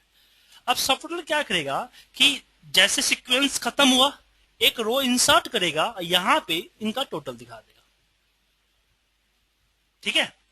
तो सब टोटल, इसमें आपको सम किसका करना है, कॉल ड्यूरेशन करना है सम है, कुछ और करना है, और आपका प्रोडक्ट के हिसाब से चलना है। मैंने सब टोटल किसका ऐड करना है, प्रोडक्ट का। अपने हिसाब चेंज भी कर सकते हो, लेकिन वो शॉर्टेड होना चाहिए। देन ओके, यहाँ पे देखा आपने ऐसे सीरीज टोटल कर दिया, यहाँ पे यहाँ टोटल कर दिया यहाँ पे, और यहाँ पे जो एनालिसिस आ रहा है ये आपके पास नहीं होगा। क्यों नहीं होगा? क्योंकि एड इन्स है। रिव्यू में आते हैं, छोटी चीज है, बड़ी चीज नहीं है। इसमें प्रोटेक्ट है, प्रोटेक्ट शेयर वर्क भी पता है। जब आप जैसे ये फाइल मेरा क्लास फाइल जो खुला हुआ है, इस फाइल को मैं आप अपने दूसरे वाले सिस्टम पे खोलूंगा तो वहां पे रीड ओनली खुल जाएगा। जैसे एक फाइल कोई ओपन कर रखा होता है, सी ड्राइव का फाइल, आप अगर ओपन करते हो तो रीड ओनली में दिखाता है। आप उसमें चेंज तो कर सकते हो, ओपन तो हो जाता है, चेंज करते हो लेकिन सेव नहीं होता है, क्योंकि रीड ओनली में है। आप चाहते हो कि मेरे एक ही फाइल पे 10 बंदा काम करे, तो उसके लिए आपको शेयर वर्कबुक करना पड़ता है। तो कैसे करोगे शेयर वर्कबुक? क्लिक करो, क्या हो गया? नहीं, ये नहीं हो सकता क्योंकि ऑलरेडी ये लिंक्ड है। तो दूसरा फाइल करके दिखाता हूँ आपको। एंड ओके, ठीक है। इसको सेव करना पड़ता है, सेव बिना सेव क्यों नहीं होता है। और ट्रैक चेंजिंग क्या दिखाता है? सब सेव कर सकते, कंट्रोल एस करते हैं सेव, सबको एड मोड में ओपन होगा। और ट्रैक चेंजिंग से बताएगा आपको किसने, अगर मान लो कि जहां जहां दूसरे बंदे ने सेव किया है ना, वो यहाँ पे हाईलाइट करके दिखाएगा कि भाई यहाँ यहाँ उसने चेंजिंग किया, पहले क्या था अब क्या आ गया। यहाँ पे एक्सेप्ट करना तो एक्सेप्ट करो, रिजेक्ट करना तो रिजेक्ट करो। हाँ, लास्ट सेकेंड लास्ट दिखाता है। आपके सेव कर रहे हो आप, जो आपके पास जो आपने जब ओपन किया था तो क्या था, लास्ट टाइम सेव करने के बाद क्या आया है, अभी क्या आ रहा है, वो दिखाता है। ठीक है, व्यू में भी कोई खास नहीं है, नॉर्मल चीज है। क्या कमेंट था, इंसर्ट कमेंट, वही है, कोई खास नहीं। व्यू भी आपको कोई खास नहीं है, ग्रिड लाइन हटा दो, फॉर्मूला आवर लगा दो, पेज के व्यूज है, फुल स्क्रीन है, कस्टम व्यू है कि आप खुद के एक व्यू बना लो, सेलेक्ट करके नेम डाल दी मैंने। सर जल्दी क्यों कर रहे हो सर? क्या सर? जल्दी कर रहे हो सर बहुत ज्यादा। सर छोटी मोटी चीजें है सर, टाइम देंगे आगे चीजों पे, अच्छी चीजें है, छोटी मोटी चीजें है तो आप भी कुछ सीख सकते हो, तो कोई खास चीज नहीं मुझे है लग रहा है गाड़ी बहुत तेज चल रही है सर। सर। छोटी मोटी चीजों पे तेज चलते हैं ना, जहाँ रुकना होता है वहां रुकेंगे ना, ठीक है। तो ये कोई खास नहीं है। तो मेनू बार हमने आपको एक एक मेनू बार खत्म कर दिया, आप देख लीजिएगा, जो मेनू बार समझ में नहीं आता है हम आपको समझा देंगे, ठीक है। अब इसमें बारी आती है एडवांस, इसमें जैसे हमने वैलिडेशन पढ़ा था ना, उसी में आपको एक एडवांस वैलिडेशन है, सेशन में बाद में करा दूंगा। आप लोग पहले आप देख लीजिएगा, वीडियो देख लीजिएगा मेरा, उसमें मैंने सिनेरियो कवर किया है, उसके बाद आपको लगेगा तो मैं दोबारा पढ़ा दूंगा, ठीक है। सिनेरियो डेटा एनालिसिस के टूल्स है ना, आपको मैं पहले फॉर्मूले बता दूंगा, जिससे पहले फॉर्मूले जो फॉर्मूला नेस्टिंग जब सीख लोगे ना, तो सिनेरियो पे आपको सिनेरियो पे सीखने की जरूरत नहीं पड़ेगी, क्योंकि उससे अच्छी चीज आप बना लोगे, ठीक है। सिनेरियो के लिए होता है जिसके फॉर्मूले की नॉलेज नहीं है, वो डिपेंडेंट है उसमें।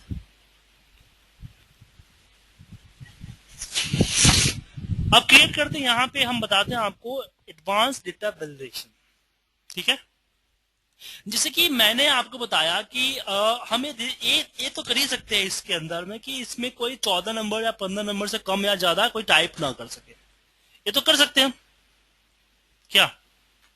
लेकिन मैं चाहता हूं कि इसमें कोई डुप्लीकेट एंट्री ना कर सके। तो डुप्लीकेट एंट्री ना कर सके तो हमने इसमें क्या बोलते हैं, होम के अंदर में जो हमारे पास कंडीशनल फॉर्मेटिंग था, उसमें हमने हाईलाइट डुप्लीकेट तो किया था, लेकिन हम चाहते हैं कि भाई हाईलाइट क्यों करें, मैं डाटा एंट्री नहीं डुप्लीकेट होने देना चाहता हूं, समझ गए। तो उस केस में हम डेटा वैलिडेशन यूज करेंगे, पर प्रॉब्लम ये उठता है कि डेटा वैलिडेशन में कुछ ऐसा तो है नहीं, तो मेरे पास कस्टम है, मतलब कि इसमें अपने हिसाब के फॉर्मूले लगा सकते हैं। तो मैं यहां पे लगाऊंगा काउंट इफ,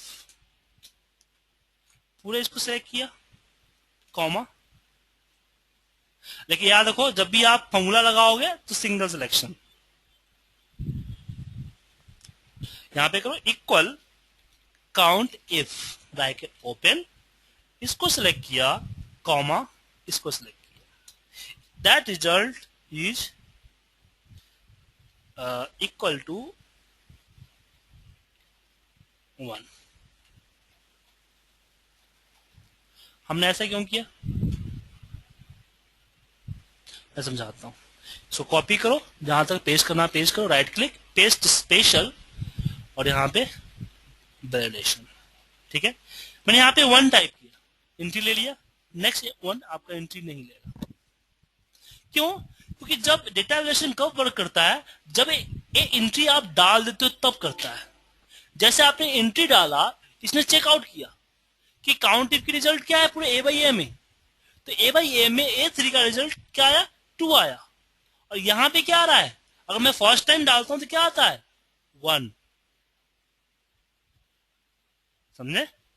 डेटा वैल्यूएशन कब वर्क करता है, जब आप एंटर मार देते तब, मतलब कि एक इनपुट हो चुकी है।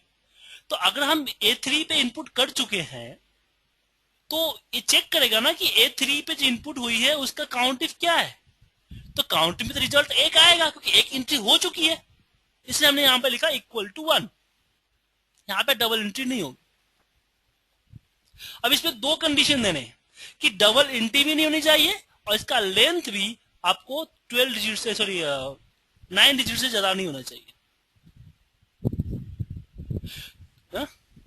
सही है, तो कैसे करोगे? क्योंकि दिक्कत ये होती है कि डेटा वैल्यूएशन के अंदर में आप एक बार में एक ही कंडीशन, एक ही डेटा वैल्यूएशन यूज कर सकते हो। कंडीशन फॉर्मेटिंग नहीं है कि आप एक के बाद एक के बाद एक के बाद देते जाओ। इसमें आपको विथ फॉर्मूला डालना पड़ेगा। यहां पे हम एंड फॉर्मूला डालेंगे क्योंकि दोनों कंडीशन रिक्वायर है। यहां पे डालेंगे एंड,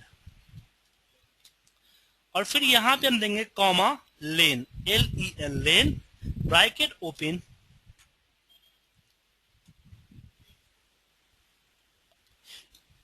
इक्वल टू 9। ठीक है, फिर bracket close and okay. Then copy करो और जहां तक आपको रखना है वहां तक right click, paste special data validation. अब इसमें जैसे कि हमने यहां पे डाला, एंट्री एक्सेप्ट नहीं लेगा। 1 2 3 4 5 6 7 8 9 ले लेगा, ना 9 से बड़ा ना 9 से छोटा, ना डुप्लीकेट। बट कॉपी पेस्ट करोगे तो ले लेगा, कहीं से कॉपी पेस्ट करोगे ना तो ले लेगा।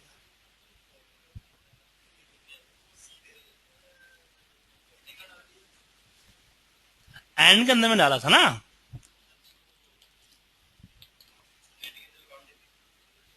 ठीक है। अब यहां पे क्या है, मेरे पास अमाउंट है, मैं चाहता हूं अमाउंट में कोई टैक्स एंट्री ना कर सके। टैक्स एंट्री ना कर सके इसके लिए हमारे पास क्या कंसेप्ट था, हमें इसमें किया था कंडीशन फॉर्मेटिंग में। टैक्स एंट्री ना कर सके इसके लिए हमने लगाया था यहाँ पे इज टैक्स का फॉर्मूला। तो यहां पे भी हम सेम ऐसे ही करेंगे, custom equal is text bracket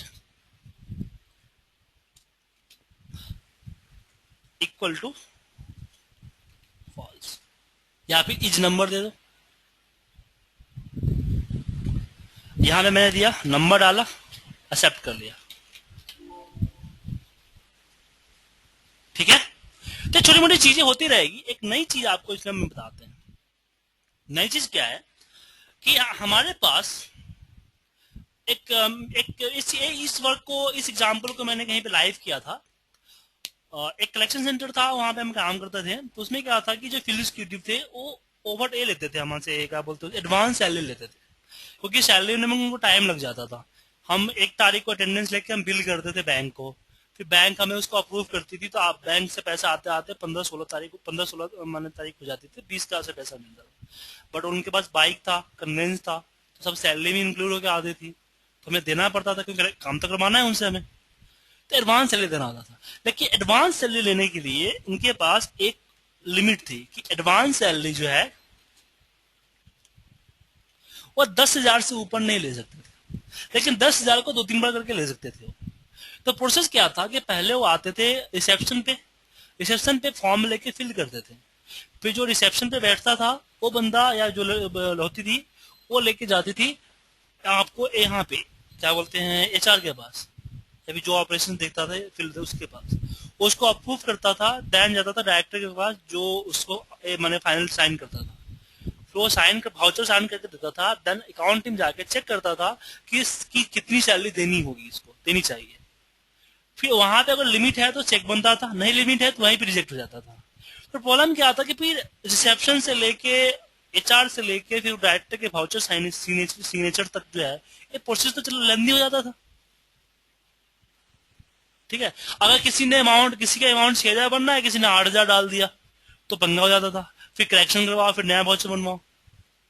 तो हमने रिसेप्शन पे क्या किया कि भैया सबसे पहले आप इसमें डेटा एंट्री करोगे उसकी एम्प्लॉय कोड, अगर इसकी एम्प्लॉय कोड ये एक्सेल एक्सेप्ट कर लेता है, आफ्टर देन आपको आगे प्रोसेस करना है, वरना यहीं पे आपको रिजेक्ट करना, ताकि पीछे का पूरा काम बच जाए। तो क्वेश्चन ये था कि मैंने एम्प्लॉय कोड यहां डाला, इसमें मैंने सैलरी डाली, ठीक है, फिर जैसे एम्प्लॉय कोड वापस 1 डाला, इसमें 5,000 डालू तो ले ले, जैसे 6,000 डालू तो एक्सेप्ट ही ना करे, वापस 5,000 एक्सेप्ट कर लिया। अगर वापस यहाँ पे 1 डालू, चाहे इस कॉलम में कहीं भी 1 डालू तो एंट्री ले ही ना, क्योंकि 10,000 इसके ऑलरेडी हो चुके हैं। तो इसके लिए भी हमने डेटा वैल्यूएशन यूज किए थे। कैसे किया था, मैं इस पे गया था, इस पे क्या बोलते हैं, डेटा वैल्यूएशन कस्टम, फिर यहां पे किया था इक्वल टू सम इफ,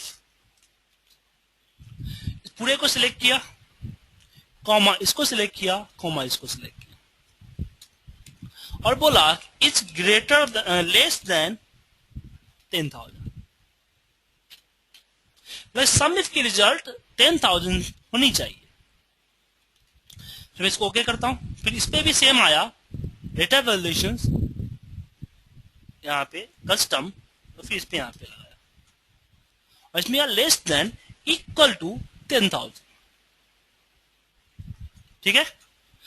और फिर इसको कॉपी किया और नीचे की तरफ जहां तक डेटा चाहिए वहां तक पेस्ट स्पेशल एंड वैलिडेशन कर दिया, ठीक है। मैं यहाँ पे 1 डाला, एंट्री एक्सेप्ट कर लिया, यहाँ पे सैलरी 5,000 डाला, एक्सेप्ट कर लिया, 10,000 डालो एक्सेप्ट कर लेगा, 11,000 डालो नहीं करेगा। अगर मैं यहाँ पे 6,000 डाल दिया, फिर वापस 1 डालूंगा, एंट्री ले लेगा, वापस 4,000 ले डालूंगा, यहाँ पे एंट्री ले लेगा, लेकिन यहाँ पे अगर मैं 4,500 डाला तो एंट्री नहीं लेगा। और इसीलिए मैंने यहाँ पे क्या किया था, इक्वल टू डाला था, ताकि 10,000 तक ले ले, क्योंकि अगर लेस देन डालते तो यहाँ पे मैं यहीं तक वैल्यू डाल पाता, 4,000 नहीं डाल पाता। और यहाँ पे लेस देन ही इसलिए डाला था कि यहाँ 10,000 हो चुके हैं, अब मैं यहाँ पे एंट्री डालूं तो एक्सेप्ट ना करे, ठीक है। आया समझ में कंसेप्ट। अब एक नई चीज और सीखते हैं। लिस्ट मैंने थोड़ी देर पहले बताया, लिस्ट में क्या है कि मेरे पास सिटीज कुछ तरीके से है, दिल्ली, नोएडा। अब दिल्ली का सेक्टर, दिल्ली के जो एरिया है उसके नाम कुछ इस तरह से है, south, north, east, west, central, ठीक है, एनसीआर। और नोएडा का जो सेक्टर है, नोएडा का जो एरिया है,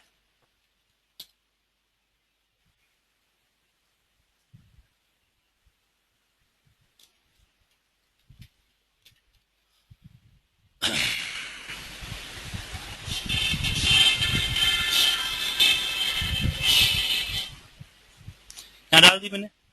अब यहां पे मैं क्या कर रहा हूं कि मुझे यहाँ पे सिटी है, यहाँ पे एरिया है।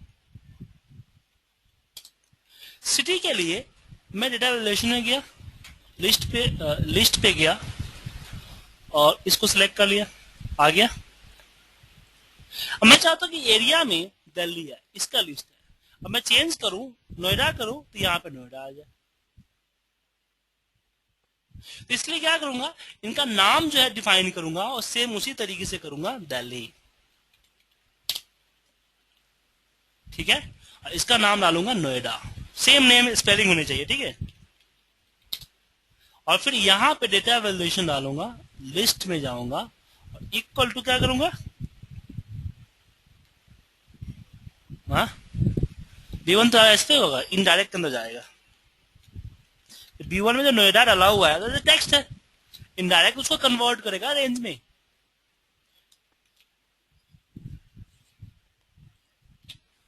आ गया। हमने इनडायरेक्ट किया। देखिए दिल्ली यहाँ पे टेक्स्ट डाला हुआ है और दिल्ली नाम का ऑलरेडी हमारे पास क्या बना हुआ है, एक रेंज बना हुआ है, डिफाइन नेम बना हुआ है। हमने नेम यहीं से डिफाइन कर दिया, आप यहां से भी कर सकते हो। हाँ हाँ जी कर सकते हो, ठीक है।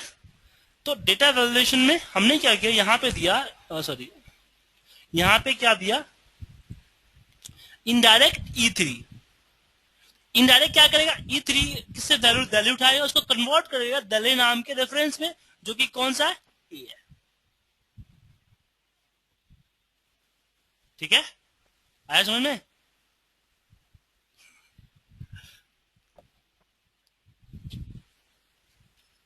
ठीक है, तो यहां से इसने दिल्ली उठा लिया, यहां से इसके नोएडा उठा लिया।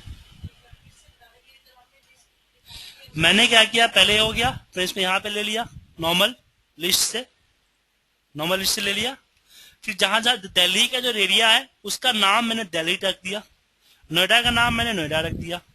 फिर दूसरे वाले पे गया, रिलेशन में लिस्ट ही लिया, लेकिन इस पे मैंने क्या किया, इनडायरेक्ट के जरिए रेफरेंस दे दिया। ठीक है, इससे हमारा आ गया। ये आपका था एडवांस डेटा वैल्यूएशन। इसमें इसी तरह से और भी जो फॉर्मूले का मेथड है अब यूज कर सकते हो, जो भी फॉर्मूले मेथड है उसको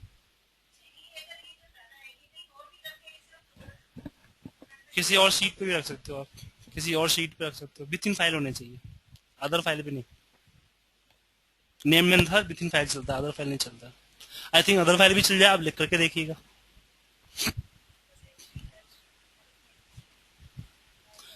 मैंने किया नहीं है, आप लोग करके देखिएगा, अगर हो जाएगा तो ठीक है, नहीं तो अगर उसके अलावा भी और भी आगे ऑप्शन पढ़ाऊंगा मैं, कॉम्बो बॉक्स वगैरह, कॉम्बो बॉक्स वगैरह पढ़ाऊंगा मैं आपको, जिसमें आप कंट्रोल जाकर साइन कर सकते हो। ये रहा ना,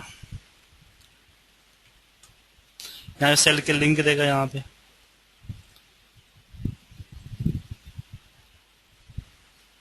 फिर से रेंज बनेगा, फिर दूसरे वाले में उससे जाएगा, तो आगे बताऊंगा ये चीजें। ठीक है, तो हम मेनू वाला खत्म कर चुके हैं, तो आज मैं इतना ही रखता हूँ। रिकॉर्डिंग ले लो, देख लो, कल अच्छे फॉर्मूले थे और डेट एंड टाइम के सारे फॉर्मूले थे।